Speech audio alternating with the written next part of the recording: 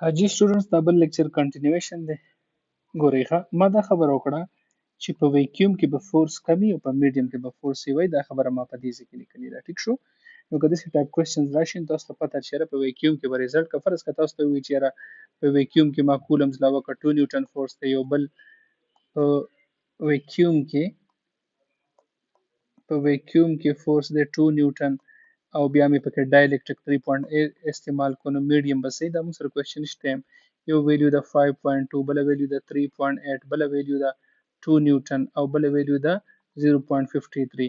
چې په ویکیوم کې 2 نیوټن ده نو سیوا خو د سره نه ده پاسبل، ایکول هم نه ده پاسبل او کم به ټکي.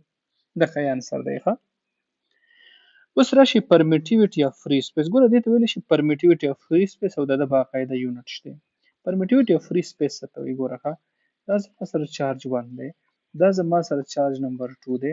دا پرمیټیویټي د دوو چارجز په منځ کې فورس دی او هغه په څه حساب باندې متاثره شو، دغه ته موږ پرمیټیویټي وایو.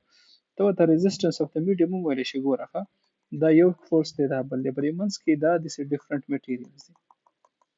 اوس که د دې ریزسټنس لو دی، که د دې ریزسټنس لو دی نو فورس به های، دوی به په یو بل باندې سټرانګ فورس لګوي. او که د دې ریزسټنس های شو نو د ده فورس اگزرټ به څه شي؟ هغه به لو شي. ټیک شو. نو دا اصلیت کې پرمیټیویټي وته پرمیشن نه، پرمیشن ویلی شي اجازت ورکولو ته.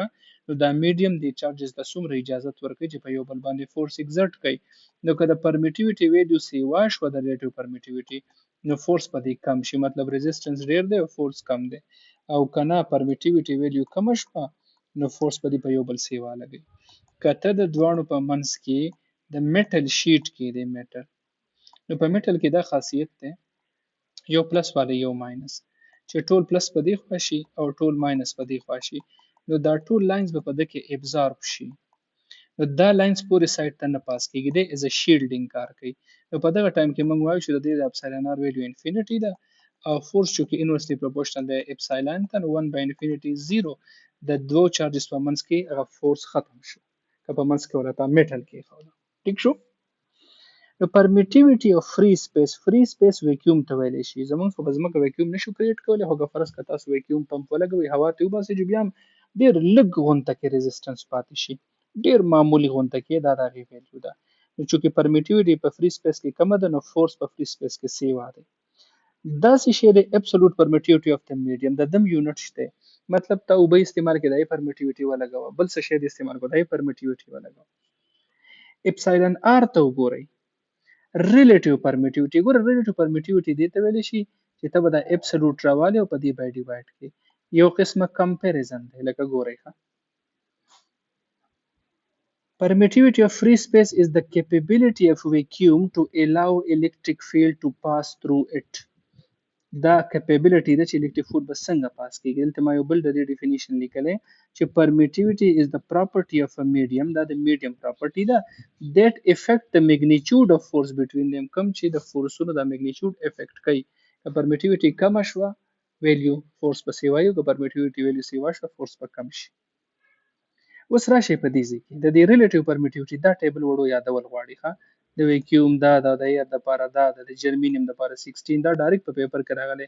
د جرمینیم ریلیټیو پرمیټیوټي سره د اوبو دپاره د اوبو دا ویلیو اصلیت کې د 40 نه والا 100 پورې په اوبو کې امپیورټیز دي. نو تقریبا نارمل زمونږ عام او ایوریج د پاکستان اوبه چې دي د دې ریلیټیو پرمیټیوټي 78 ده. اوس دا ویلیو څنګه راوتې دي ګورئ. ښه ریلیټیو پرمیټیوټي ویلی شي پرمیټیوټي اف د میډیم، کوم ته چې موږ ابسولوټ پرمیټیوټي ویلی دي او ډیوایډډ بای پرمیټیوټي اف د فری سپیس. د بنزین دپاره به ته د بنزین پرمیټیوټي راولې په فری سپیس به یې ډیوایډ کړي، دې نه څه راغی 2.24. د پیرافین دپاره به د پیرافین هغه راولې په اپسایلن ناټ به یې ډیوایډ کړي، دې نه به راشي 2. د جرمینیم هغه به د جرمینیم پرمیټیوټي راولې د ویکیوم په پرمیټیوټي به یې ډیوایډ کړي، نو دا 16 ټایمز مور relative permittivity 16 times سیوا ده، فورس په کې 16 times کمی. دلته relative permittivity 2 times سیوا ده نو فورس په 2 times کمی، او دغه شانتي 2.28 دا به 2.8 times کمی. اوبو relative permittivity د ټوله سیوا ده نو دکې به فورس د ټولو کمی. ټیک شو.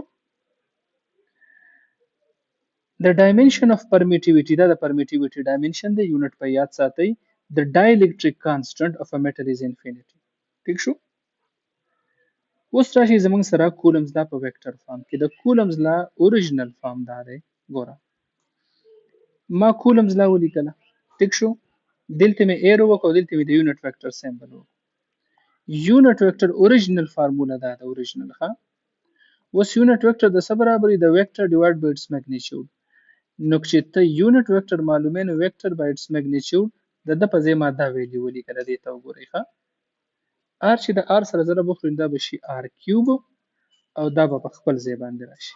ټیک شو؟ دا خو زموږ سره جنرال ویلیو شو. اوس دې ته وګورئ تاسو په دې ځای کې لږ غونډه کې دا پلس دی او دا هم پلس دی. ته د دې چارج نمبر 1 نه ځې چارج نمبر 2 ته، نو ستا ډسټنس به څه وي؟ R12 وي. ته د دې چارج نمبر 2 نه د چارج نمبر 1 ته راځې نو ستا ډسټنس به څه وي؟ هغه به 2 ونی. ولې ته د 2 نه 1 ته راځې؟ د 1 نه 2 ته ځې نو ستا به بیا 1 2 وي. اوس ګورئ دا Q1 چې به د Q2 فورس لګوي نو دی بیکورډ پوش کوي. ولې؟ ریپلشن دی. نو په د چې کم فورس فیل کیږي نو هغه د 1 د وجې دی. نو مطلب 1 چې په 2 فورس لګوي نو دا د هغې دپاره ایرو دی، او دا 2 چې په 1 فورس لګوي نو دا به راځي 2 1. نو که ته اوس د دې چارج حساب راوباسې نو دا به ته څه لګوي؟ ګوره فورس از ایکوال ټو 1/4 پای اپسایلن ناټ Q1 Q2 ډیوایډ بای R سکویر.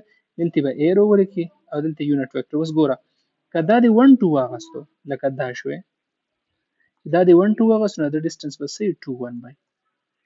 او کنه F is equal to 1/4 pi epsilon naught Q1 Q2 divided by R square R 1 2. که دا ډسټنس دی 1 2 واغست نو 4 به سره بیا څه دی؟ 2 1 دی. نو دا به الټای وړو دی کې لږ خیال وکړئ ښه. دا 2 1 دی نو دا به 1 2. ټیک شو؟ نو دا زموږ سره د کولمز لا ویکټر فارم دی چې دا 1 2 دی نو 2 1 دی، او چې دا 2 1 دی نو هغه 1 2 دی. زموږ سره مکمل ویکټر فارم دی. نو دا زموږ سره د کولمز لا غلط بیسیک شو. ټیک شو؟